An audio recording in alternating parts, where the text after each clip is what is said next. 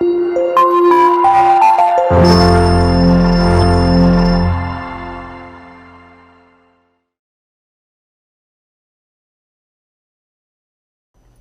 बच्चों, कैसे हैं आप? उम्मीद करते हो आप बढ़िया और एकदम मज़े में होंगे। बच्चों, आज हम एक पाठ पढ़ेंगे जिसका नाम है वास्तविक पश्चाताप। एक दिन ऐसा हुआ कि मैं अपनी बूढ़ी दादी की आंखों का इलाज कराने दिल्ली के एक बड़े प्रसिद्ध नेत्र चिकित्सक यानी कि आंखों का डॉक्टर, नेत्र चिकित्सक का अर्थ होता है आंखों का डॉक्टर प्रभात के पास गया। लगभग अंधी हो चुकी दादी को सहारा दिए जब मैं डॉक्टर प्रभात के कमरे में पहुंचा तो उन्होंने मुस्कुराते हुए कहा, दादी का स्वागत किया। आओ आओ दादी अम्मा, कहो क्या तकलीफ है? दादी ने आवाज़ से ही डॉक्टर की उम्र का अनुमान लगाकर कहा, कोई तकलीफ नहीं बेटा, बस बुढ़ापे की बीमारी है। बुढ़ापे में नज़र कमज़ोर हो जाती है। पर मैं तो आँखों का डॉक्टर हूँ दादी अम्मा, बुढ़ापे का इलाज मेरे पास कहाँ? डॉक्टर प्रभात ने हंसते हुए कहा, मेरी दादी भी कम विनोदी स्वभाव की नहीं। विनोदी स्वभाव यानी हंसमुख स्वभाव। कहने लगी, कोई बात नहीं बेटा, तुम आंखों का इलाज ही कर दो, बुढ़ापे का इलाज तो भगवान के पास भी नहीं है। यह सुनकर डॉक्टर प्रभात हंस पड़े और दादी से बात करते हुए उनकी आंखों की जांच करने लगे। उन्होंने विस्तार से कई उपकरणों और यंत्रों की सहायता लेकर दादी की आंखों की जांच की। बीच बीच में वे बातचीत और हंसी मजाक भी करते जाते थे। मैं चुपचाप बैठा डॉक्टर प्रभात की ओर देख रहा था। पहले तो मुझे उनकी हंसी ही कुछ जानी पहचानी सी लगी थी। फिर ध्यान से देखने पर उनका चेहरा भी कुछ परिचित सा मालूम हुआ, लेकिन याद नहीं आ रहा था कि मैंने इन्हें पहले कहाँ देखा है। आखिर जब उन्होंने दादी की आंखों की पूरी जांच कर ली तो मैंने पूछ ही लिया, आप कहाँ के रहने वाले हैं डॉक्टर साहब? इलाहाबाद का हूँ। क्यों? अरे हम भी इलाहाबाद के हैं, दादी मुझसे पहले बोल उठी। अच्छा, बड़ी खुशी हुई। डॉक्टर प्रभात ने सचमुच खुश होकर पूछा, इलाहाबाद में कहाँ रहते हैं आप लोग? दादी ने जो ही हमारे इलाहाबाद वाले घर का पता ठिकाना बताया, डॉक्टर प्रभात ने मेरी तरफ देखा और अचरज भरी प्रसन्नता से बोले, अरे तुम बब्बू तो नहीं? अरे तुम मंटू? अचानक मेरे मुंह से निकल गया। आप मेरे बचपन के मित्र मंटू है ना? हाँ भाई, मैं मंटू ही हूँ। वाह यार, तुम खूब मिले। तुम तो शायद जब दूसरी या तीसरी कक्षा में पढ़ते थे तभी अपने परिवार के साथ दिल्ली चले आए थे, है ना? वाह, मुझे तो स्वप्न में भी आशा नहीं थी कि जीवन में फिर कभी तुमसे भेंट होगी। सच बड़ी खुशी हुई तुमसे मिलकर। मुझे भी, मैंने अत्यंत प्रसन्न होकर कहा। तभी डॉक्टर प्रभात ने दादी का चेहरा ध्यान से देखा और अचानक उनकी मुस्कान लुप्त हो गई। लुप्त यानी गायब हो गई। चेहरा किसी दुखदाई स्मृति में काला सा हो आया। दादी की अत्यंत कमज़ोर आंखों को डॉक्टर के चेहरे का ये भाव परिवर्तन नजर नहीं आया। वह प्रसन्न होकर पूछने लगी, अच्छा तो तुम दोनों बचपन में साथ साथ खेले हो? यह तो बड़ा अच्छा संयोग रहा। तुम तो अपने ही हुए डॉक्टर बेटा। हाँ, तुमने अपना क्या नाम बताया? मंटू। इलाहाबाद में हमारे पड़ोस में एक वकील रहते थे, उनके लड़के का नाम भी कुछ ऐसा ही था। बड़ा बदमाश लड़का था। डॉक्टर प्रभात ने कोई उत्तर नहीं दिया। वह सहसा बहुत गंभीर हो गए। दादी के लिए दवाई का पर्चा लिखते हुए उन्होंने कहा, यह बातें फिर कभी होंगी दादी अम्मा, बाहर और भी कई रोगी इंतज़ार कर रहे हैं। मैं तुम्हारी दवाई लिख रहा हूँ, बाजार से मंगवा लेना और दिन में 3 बार आंखों में डालती रहना। फिर अगले सप्ताह आज ही के दिन आ जाना, तुम्हारी आंखों का ऑपरेशन करना होगा। घबराना मत, ईश्वर ने चाहा तो तुम्हारी आंखें अच्छी हो जाएंगी। बाहर आते ही दादी ने मुझसे पूछा, यह उसी वकील का बेटा मंटुआ था ना? हाँ दादी, बचपन में मेरे साथ पढ़ता था। बस तो अब इसके पास दोबारा आने की ज़रूरत नहीं। मैं इस दुष्ट के हाथों अपनी आंखें नहीं फुड़वाऊंगी। कैसी बातें करती हो दादी, यह तो बहुत माना हुआ डॉक्टर है और अब तो अपनी जान पहचान का भी निकलाया। उसे दुष्ट क्यों कह रही हो? तू भूल गया इसने वहाँ इलाहाबाद में क्या किया था? क्या किया था? अरे तुझे याद नहीं? इसने मोहल्ले की कुतिया के 3 पिल्लों की आंखें आँख के पौधे का दूध डालकर फोड़ दी थी। तूने ही तो यह बात हम लोगों को बताई थी। उनमें से एक अंधा पिल्ला तूने जिद करके पाला था, यह भी मुझे याद नहीं। मैं सचमुच ही सब कुछ भूला हुआ था, लेकिन दादी के याद दिलाने पर एक धुंधली सी स्मृति उभरी और जो ही मैंने दिमाग पर थोड़ा जोर दिया, बचपन की यह दुखद स्मृति सहसा कल किसी घटना के रूप में स्पष्ट होकर मेरी आंखों के आगे आ गई। इलाहाबाद में हमारे पड़ोसी वकील साहब की कोठी के पीछे एक बहुत बड़ा बाग और घास का मैदान था। ऊपर करो। इलाहाबाद में हमारे पड़ोसी वकील साहब की कोठी के पीछे एक बहुत बड़ा बाग और घास का मैदान था। मैं मंटू के साथ अक्सर वहां खेला करता था। बाग की मेड़ के पास आग के बहुत से पौधे उगे थे। एक दिन हम खेल खेल में आग के पत्ते तोड़ने लगे। उधर से गुजरते हुए हमारे स्कूल के अध्यापक ने हमें देख लिया। उन्होंने हमें डांट लगाई और बताया कि आग के पत्ते कभी नहीं तोड़ने चाहिए, क्योंकि उन्हें तोड़ने से जो गाढ़ा गाढ़ा सफ़ेद सा दूध निकलता है वह यदि आंखों में चला जाए तो आदमी अंधा हो जाता है।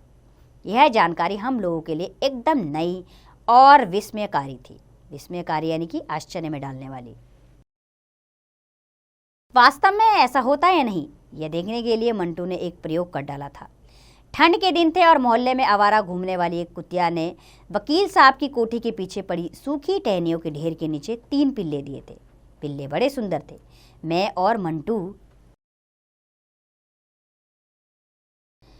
और मंटू उनसे खेला करते थे।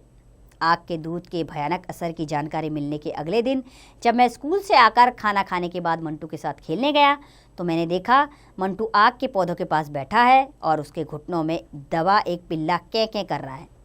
2 पिल्ले पास ही कू कू करते इधर उधर भटक रहे थे। नज़दीक जाकर मैंने देखा तो हैरान रह गया। मंटू आग के पत्ते तोड़ तोड़ कर उनका दूध पिल्लों की आंखों में डाल रहा था। यह तूने क्या किया बेवकूफ़, पिल्ला अंधा हो जाएगा, मैंने चिल्लाकर कहा। मंटू ने उस पिल्ले को नीचे रख दिया और बोला, मैंने इन तीनों की आंखों में आग का दूध भर दिया है। आप देखेंगे ये तीनों अंधे होते हैं या नहीं। उस गाढ़े चिपचिपे दूध से तीनों पिल्लों की आंखें बंद हो गई। कुछ दिनों बाद आंखें तो शायद खुल गई, लेकिन वे अंधे हो गए थे। मंटू के इस कुकृत्य यानी कि गलत काम, इस कुकृत्य की जानकारी केवल मुझे ही थी। मैंने उसे उन प्यारे प्यारे पिल्लों को अंधा बना देने के लिए बहुत बुरा भला कहा था और वकील साहब से शिकायत करने की धमकी भी दी थी। लेकिन मंटू को एहसास हो गया था कि उसने अपनी जिज्ञासा शांत करने के लिए इस प्रयोग के रूप में एक बड़ा पाप कर डाला है। उसने गिड़गिड़ाकर मुझसे कहा था कि वह बात किसी को ना बताऊं। मैं शायद बताता भी नहीं, लेकिन जब उन पिल्लों में से 2 दिन रात कुंकू करते रहे, इधर से उधर भटकते हुए मर गए, मुझे बहुत दुख हुआ और उस दिन मैं बहुत रोया। दादी माँ और परिवार के अन्य सभी लोग मुझसे बार बार पूछने लगे कि मैं क्यों रो रहा हूँ। पहले मैंने बात छिपाकर अपने मित्र मंटू को बचाने की कोशिश की, लेकिन फिर मुझे तीसरे पिल्ले का ध्यान आ गया जो अभी जीवित था और उसकी जान बचाना मुझे मंटू को पिटाई से बचाने से ज़्यादा ज़रूरी लग रहा था। इसलिए मैंने रोते रोते सारी बात बता दी और उस पिल्ले की आंखों का इलाज करवाने की जिद पकड़ ली। सब लोगों ने मंटू को बुरा भला कहा। वकील साहब ने उसकी पिटाई भी की। मुझे भी बहुत कुछ सुनना पड़ा, क्योंकि मैंने भी सब कुछ जानते हुए बात तक को छिपाए रखा, जब तक 2 पिल्ले नहीं मर गए। आखिर तीसरे पिल्ले को बचाने के प्रयास किए गए। मैंने जिद करके उसे पाल लिया। पिताजी ने उसकी आंखों का इलाज भी कराया, लेकिन वह अंधा ही रहा। माँ और दादी उसकी बड़ी सेवा करते थे। मैं भी उसका बहुत ध्यान रखता था। उस समय तो उसकी जान बच गई, लेकिन जब वह बड़ा हो गया, एक दिन घर से बाहर निकला और सड़क पर किसी वाहन से कुचलकर मर गया। उस घटना को याद कर मैं हैरान रह गया। बचपन में 3 पिल्लों की आंखें फोड़ देने वाला मंटू आज इतना बड़ा नेत्र चिकित्सक। इससे भी ज़्यादा हैरानी की बात यह थी कि लगभग 35 साल पहले की वह घटना, जिसे मैं भूल चुका था, दादी को अभी तक याद थी। निश्चय ही वह घटना डॉक्टर प्रभात को भी याद होगी। तभी तो वह हम लोगों का परिचय पाते ही अचानक चुप और गंभीर और उदास हो गए थे। लेकिन दादी बचपन की उस बात को लेकर अब तो डॉक्टर प्रभात को बुरा भला कहना ठीक नहीं। मैंने दादी को समझाने की कोशिश की। अब वह मंटू नहीं, देश के माने हुए नेत्र चिकित्सक हैं। दूर दूर से लोग उनके पास अपनी आंखों का इलाज कराने आते हैं। अब तक तो वे हजारों लोगों की उनकी खोई हुई नेत्र ज्योति लौटा चुके होंगे। क्या उनकी इतनी बड़ी सेवा से बचपन की अबोध अवस्था में किया गया वह पाप अब तक धुल नहीं गया होगा? कुछ भी हो, मैं उससे अपनी आंखों का इलाज नहीं कराऊंगी, दादी ने निश्चय के स्वर में कहा। दादी का स्वभाव बिल्कुल बच्चों का सा था। हट पकड़ लेती है तो किसी के मनाए नहीं मानती। मैंने उन्हें समझाने की बहुत कोशिश की, लेकिन वे डॉक्टर प्रभात के इलाज कराने को तैयार नहीं हुई। आंखों में डालने की जो दवाई डॉक्टर प्रभात ने लिख कर दी थी, वह भी नहीं खरीदने दी। परिवार के सब लोगों ने उन्हें समझाया, लेकिन वह टस से मस नहीं हुई। आखिर शाम को मैंने डॉक्टर प्रभात को टेलीफोन किया और दादी के हट के बारे में बताया। हट यानी कि जिद। डॉक्टर प्रभात ने गंभीर होकर सब कुछ सुना और बोले, तुम अपने घर का पता बताओ, मैं स्वयं ही आकर दादी अम्मा को समझाऊंगा। लगभग 1 घंटे बाद डॉक्टर प्रभात हमारे घर में थे और दादी से कह रहे थे, दादी अम्मा, मैंने बचपन में जो पाप किया था उसे मैं आज तक नहीं भूला हूँ और मैं उस शाप को भी नहीं भूला हूँ जो आपने मुझे दिया था।